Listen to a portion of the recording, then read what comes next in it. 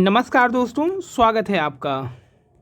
आज है 26 जनवरी, बसंत पंचमी और रिपब्लिक डे की आप सबको ढेर सारी शुभकामनाएं। भारत के 74वें गणतंत्र दिवस पर देश विदेश से विशेष अतिथि भी आए। इस वर्ष के विशेष अतिथि थे मिस्र अरब गणराज्य की राष्ट्रपति अब्देल फतह अल सीसी। राष्ट्रपति द्रौपदी मुर्मू जी ने गणतंत्र दिवस की पूर्व संध्या पर कहा, हम सब एक ही हैं और हम सभी भारतीय हैं। इतने सारे पंथों और इतनी सारी भाषाओं ने हमें विभाजित नहीं किया है, बल्कि हमें जोड़ा है। इसलिए हम एक लोकतांत्रिक गणराज्य के रूप में सफल हुए। यही भारत का सार तत्व है।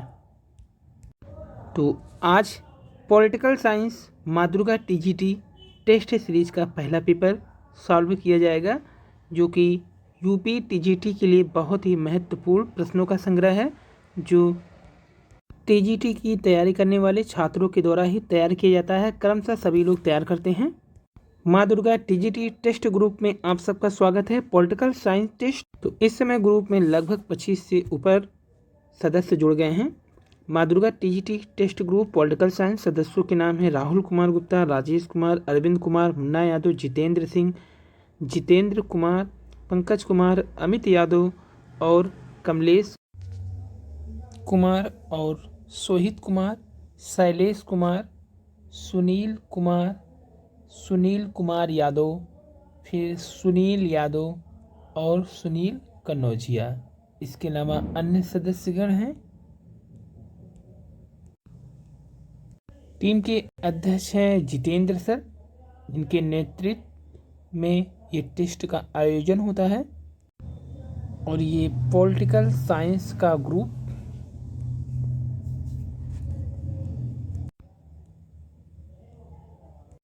पेपर निर्माता हैं राहुल कुमार। क्वेश्चन नंबर 1 है, सरकार राजकीय पत्रों से पैदा नहीं होती है, वास्तव में जनता की इच्छा की अभिव्यक्ति होती है। हम आज यहाँ इसलिए एकत्रित हो पाए हैं क्योंकि हमारे पीछे जनता की शक्ति है। यह कोई वर्ग दल नहीं या संविधान के विषय में है। किसका है ये कथन? है जवाहरलाल नेहरू जी का। क्वेश्चन नंबर 2, संघीय व्यवस्था या संघात्मक व्यवस्था केंद्र सरकार की अवशिष्ट शक्तियों के अंतर्गत आता है। तो किस अवशिष्ट शक्तियाँ ये कहाँ से लिए गए हैं? तो ये कनाडा से लिया गया है। क्वेश्चन नंबर 3, 40वां संविधान संशोधन 1976 द्वारा किस अनुच्छेद में संशोधन करके संसद को समय समय विधान बनाकर भारत के राज्य, क्षेत्रीय सागर खंड जिसमें टेरिटोरियल वाटर, महाद्वीपीय मग्न तट, समुद्र के नीचे की सब भूमियां और आर्थिक क्षेत्र की सीमाओं को निर्धारित करने की शक्ति प्रदान किया गया है? तो ये अनुच्छेद 297 के द्वारा, क्योंकि इसके पूर्व राज्य, क्षेत्रीय सागर खंड आदि की सीमाओं का निर्धारण राष्ट्रपति महोदय के द्वारा उनकी उद्घोषणा के माध्यम से होता था। लेकिन अब राष्ट्रपति जी के उद्घोषणा के माध्यम से ना करके 297वां संशोधन करके ये शक्ति अब संसद को दे दिया गया। क्वेश्चन नंबर 4 है, किस राज्य के मुकदमे में सर्वोच्च न्यायालय में स्थिर किया संसद मूल अधिकार में परिवर्तन नहीं कर सकता है? तो ये संसद जो मूल अधिकार में परिवर्तन नहीं कर सकता, ये केस था गोलकनाथ बनाम पंजाब सरकार का। गोलकनाथ बनाम पंजाब सरकार, यहाँ पे इसी मुकदमे में निश्चित कर दिया गया सर्वोच्च न्यायालय के द्वारा कि संसद मूल अधिकार में परिवर्तन नहीं कर सकता है। संविधान के बुनियादी ढांचे में परिवर्तन नहीं कर सकता है, ये किस केस में कहा गया? तो संविधान के बुनियादी ढांचा में परिवर्तन नहीं कर सकता, ये केस है केशवानंद केस में कहा गया कि संसद संविधान के बुनियादी ढांचा में परिवर्तन नहीं कर सकता। तो दोनों क्वेश्चन में अंतर क्या है? अगर मूल अधिकार में परिवर्तन नहीं कर सकता है संसद, तो ये गोलकनाथ बनाम पंजाब सरकार के केस में कहा गया। अगर संविधान के बुनियादी ढांचा में परिवर्तन नहीं कर सकता संसद, ये केशवानंद के केस में कहा गया। क्वेश्चन नंबर 6 है, उद्योग में प्रबंधन कौन सा अनुच्छेद देता है? तो अनुच्छेद 43A उद्योगों में प्रबंधन का अवसर देता है। क्वेश्चन नंबर 7, संघ राज्य प्रशासनिक संबंध किस अनुच्छेद में है? तो संघ राज्य प्रशासनिक संबंध 256 अनुच्छेद से लेकर 263 तक है, जबकि केंद्र राज्य का जो विधायी संबंध है वो किस अनुच्छेद के अंतर्गत है? तो वो आता है 245 से लेके 255 तक। तो 245 से लेके 255 तक आता है। तो 245 से 255 केंद्र राज्य के बीच में अगर राजस्व का स्रोत लिया जाएगा तो किस अनुच्छेद में है? 264 से 291, यानी ऑप्शन 2 ही सही है। तो अगर इसको क्रम से लगाएंगे तो आ जाएगा केंद्र का और राज्य का विधायी संबंध 245 से 255, संघ का और राज्य का अगर प्रशासनिक संबंध लेंगे 256 से 263, और केंद्र राज्य के भी राजस्व का स्रोत लेंगे तो 264 से 291, ये राज्य और केंद्र के बीच का संबंध है। उद्देश्य का संविधान के निर्माताओं के मन की कुंजी है, ये किस केस में कहा गया? तो वेरुबारी मामला में कहा गया था ये बात। क्वेश्चन नंबर 11, उच्चतम न्यायालय द्वारा दिए गए गोलकनाथ के केस के मामले में निर्णय को समाप्त करने के लिए कौन सा संविधान संशोधन किया गया था? तो उच्चतम न्यायालय द्वारा दिए गए गोलकनाथ के मामले में ये समाप्त करने के लिए 24वां संविधान संशोधन किया गया था।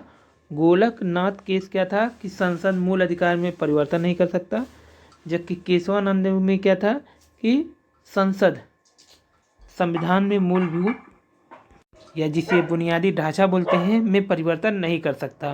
तो मूल अधिकार गोलकनाथ, बुनियादी ढांचा केशवानंद। तो 24वें संविधान संशोधन के द्वारा उच्चतम न्यायालय द्वारा दिया गया गोलकनाथ के मामले को समाप्त कर दिया गया 24वां संविधान संशोधन के द्वारा। क्वेश्चन नंबर 12 है, भाग 3 के प्रयोजन के लिए राज्य शब्द का प्रयोग किया गया है। तो राज्य शब्द का प्रयोग भाग 3 में जो हुआ है वो 12 अनुच्छेद के अनुसार हुआ है। भारत की आकस्मिक निधि किस अनुच्छेद के तहत है? तो ये है 267। भारत की जो आकस्मिक निधि है ये है 267 के अंतर्गत, यानी ऑप्शन 1 राइट है। समता का अधिकार किसमें है? तो समता का जो अधिकार है वो है 14 से 18 में। क्वेश्चन नंबर 15, भारत का एक उपराष्ट्रपति होगा, अनुच्छेद 63 में है, जबकि किस अनुच्छेद में यह है कि भारत का उपराष्ट्रपति होगा जो राज्यसभा का पदेन सभापति होगा?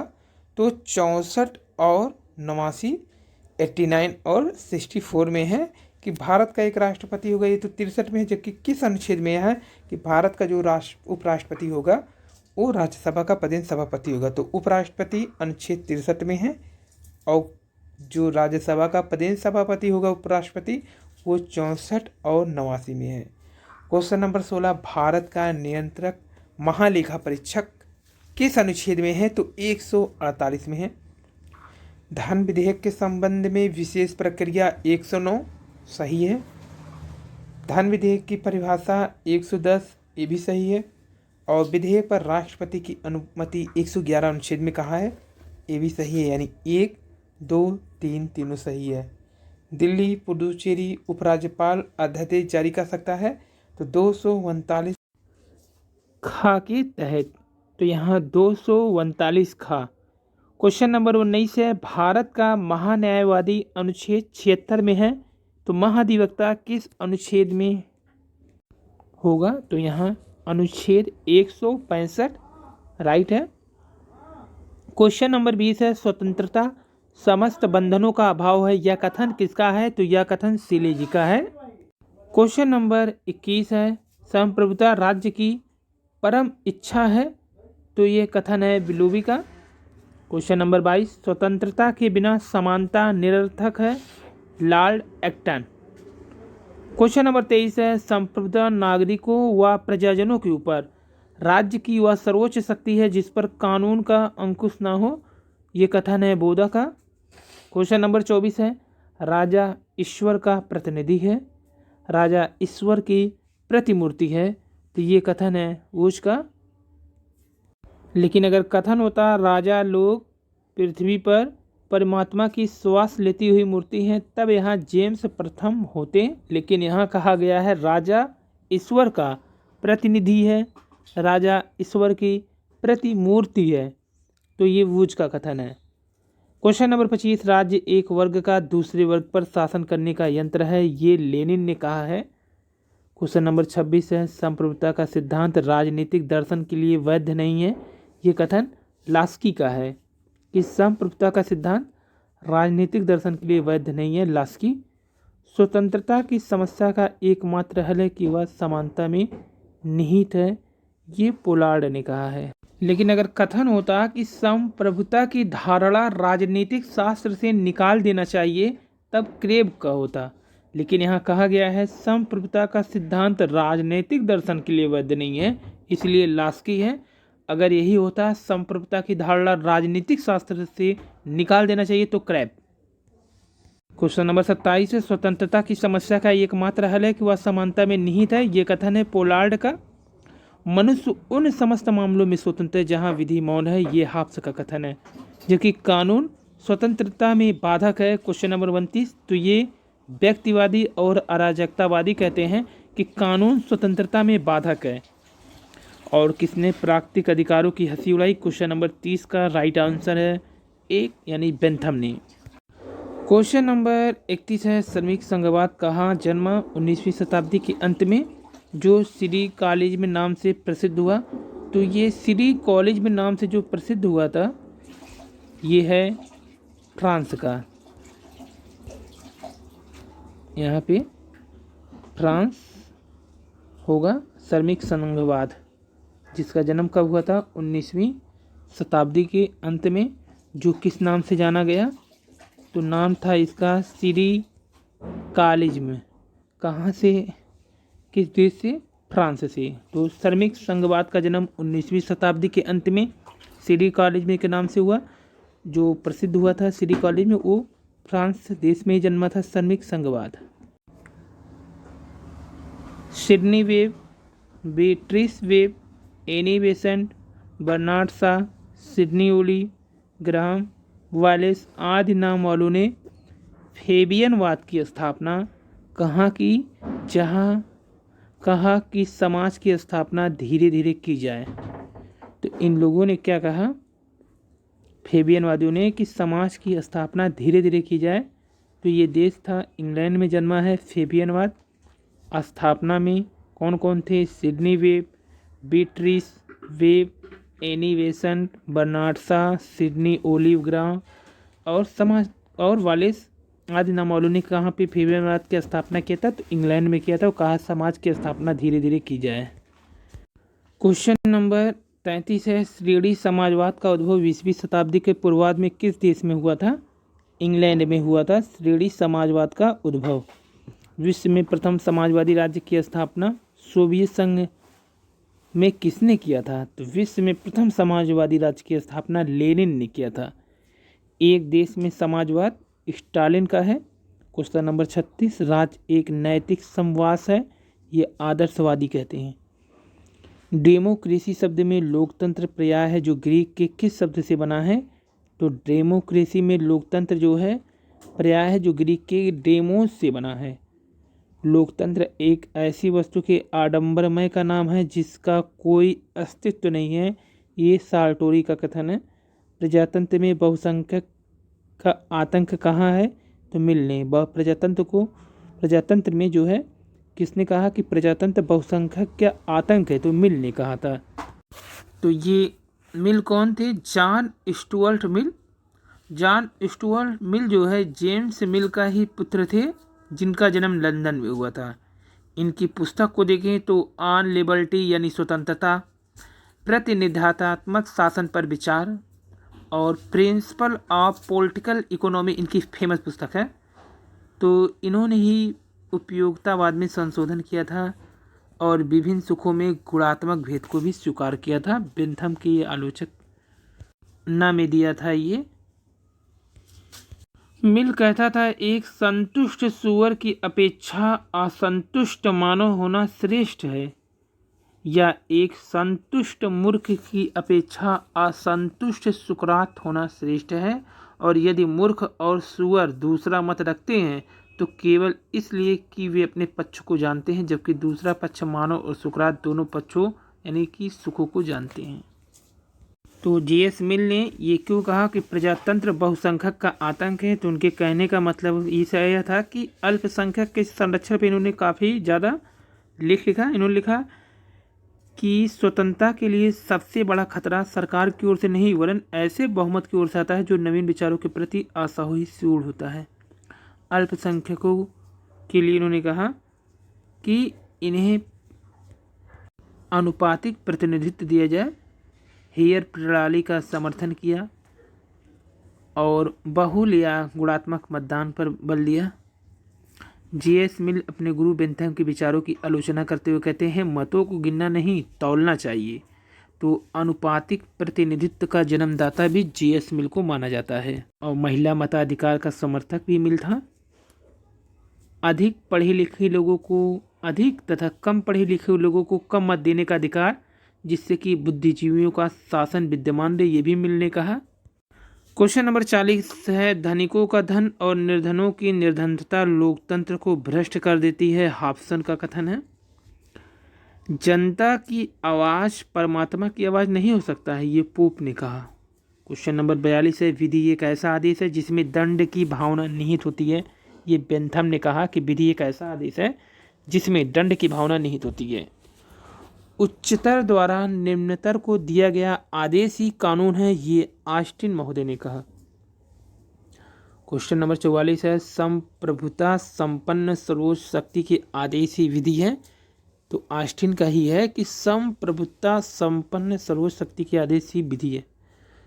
क्वेश्चन नंबर 45 है भारतीय संविधान वकीलों का स्वर्ग है, ये जेनिंग्स ने कहा है। क्वेश्चन नंबर 46 है 3 जून बाल्कन प्लान किसका है, तो माउंट बेटन का है बाल्कन प्लान।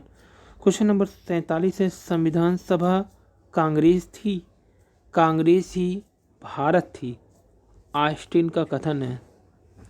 क्वेश्चन नंबर 48 है भारतीय संविधान सभा में कुल महिलाओं की संख्या कितनी थी, तो संविधान सभा में कुल महिलाओं की संख्या 15 थी। खान अधिनियम कब आया था, तो 1952 में आया था। क्वेश्चन नंबर 50 है कि अगर सुप्रीम कोर्ट रिट अनुच्छेद 32 है तो हाई कोर्ट का रिट दायर करने वाला किस में आएगा, 226 अनुच्छेद के अंतर्गत आता है। न्याय भय का शिशु है, ये किसका कथन है, ये ग्लाउकन का कथन है। और राज्य व्यक्ति से पहले है अरस्तु कहते हैं। राज्य के लिए ट्रस्ट शब्द का प्रयोग लाक करते हैं। ऑन लिबर्टी जो पुस्तक है ऑन लिबर्टी, ये जॉन स्टुअर्ट मिल का है। ऑन लिबर्टी जो स्वतंत्रता पे है, ये बता भी दिया गया। कल्याणकारी राज्य की सर्वप्रथम अवधारणा कौन दिया था, ग्रीन महोदय ने दिया था कल्याणकारी राज्य की सर्वप्रथम अवधारणा। क्वेश्चन नंबर 56 है संप्रभुता का विभाजन केवल और केवल एक धोखा है, रूसो का कथन है। क्वेश्चन 57 है पूर्ण आर्थिक समानता असंभव है, ये ब्राइस ने कहा है कि पूर्ण आर्थिक समानता असंभव है, यानी ये समानता को असंभव कहते हैं। और अब तक की सबसे बड़ी खंडपीठ केशवानंद में बैठा था, किस में, जो 13 जजों की पीठ थी। तो ग्रीन और मिल का अगर देखा जाए तो स्वतंत्रता केवल एक साधन है, ये मिल कहते हैं, ग्रीन कहते हैं कि स्वतंत्रता केवल एक साधन है, लेकिन मिल क्या कहते हैं कि स्वतंत्रता केवल साध्य है। यानी स्वतंत्रता को जहां ग्रीन साधन मानते हैं, मिल उसे साध्य मानते हैं। मानवीय चेतना स्वतंत्रता चाहती है, स्वतंत्रता में अधिकार का भाव है निहित है और अधिकार अपनी रक्षा हेतु राज्य की मांग करते हैं, ये भी कथन ग्रीन का ही है, बाद में बारकर ने इसे दोहराया था। और स्वतंत्रता न तो केवल हस्तक्षेप का अभाव मात्र है और ना ही मनमानी करने की छूट है, तो ये भी ग्रीन का ही कथन है। और नैतिक जीवन के मार्ग में आने वाली बाधाओं को बाधित करना राज्य का कार्य है, ये ग्रीन ने ही कहा है। तो कल्याणकारी राज्य की अवधारणा सर्वप्रथम ग्रीन ने ही दिया था। शक्ति नहीं वरन इच्छा ही राज्य का आधार, इन्हीं का कथन है। जबकि कल्याणकारी राज्य का अगर प्रमुख प्रवक्ता पूछा जाए तो प्रवक्ता तो लास्की है, लेकिन अवधारणा सर्वप्रथम ग्रीन का ही है। और अगर देखा जाए नकारात्मक उदारवाद तो मिल का है, मिल के अनुसार अहस्तक्षेप या व्यक्तिवाद है वो, और ग्रीन सकारात्मक उदारवादी हैं, ये हस्तक्षेप चाहते हैं या कल्याणकारी राज्य। तो ग्रीन ने ही मृत्युदंड का विरोध किया था। तो मिल जहाँ नकारात्मक उदारवादी है, ग्रीन सकारात्मक उदारवादी है। नकारात्मक उदारवादी अहस्तक्षेप या व्यक्तिवाद होते हैं, यानी कि किसी प्रकार से मना न किया जाए राज्य के द्वारा, जबकि ग्रीन चाहते हैं कि राज्य थोड़ा बहुत हस्तक्षेप करे, जो गलत हो उसको रोके। तो इसीलिए ये सकारात्मक उदारवादी हैं, जबकि मिल नकारात्मक वाले कोई भी हस्तक्षेप नहीं चाहते। ये था माँ दुर्गा टीजीटी टेस्ट ग्रुप का पहला पॉलिटिकल साइंस टेस्ट।